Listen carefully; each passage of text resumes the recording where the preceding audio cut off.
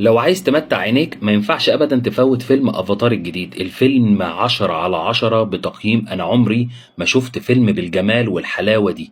الجزء الثالث من فيلم افاتار، انا متأكد ان انا مش هشوف فيلم بالمؤثرات دي تاني. يعني قليل قوي لو شفت فيلم بالمؤثرات الجميلة دي والحاجات الجميلة جدا اللي معمولة في الفيلم.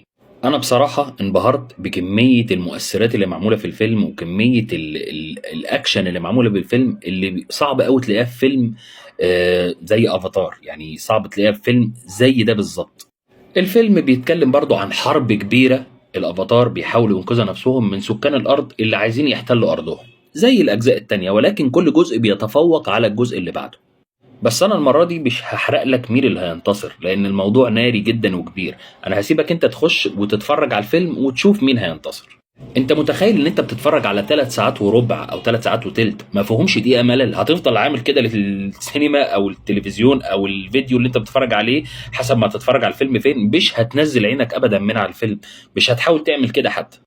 انا بقول لك اهو من دلوقتي ما تدورش على القصه، دور على الاحداث ودور على الافاتار اللي معمول بشكل جميل، ودور على الاشرار الجداد سواء من الافاتار او من البني ادمين، او القريه اللي بتحاول تتهزم، او الحروب اللي شغاله، او الرسومات، او حاجات كتير جدا. عايزك تخش تتفرج، وبجد تقييمه انا بالنسبه لي 10/10، لان مش هشوف مؤثرات بالجمال ده.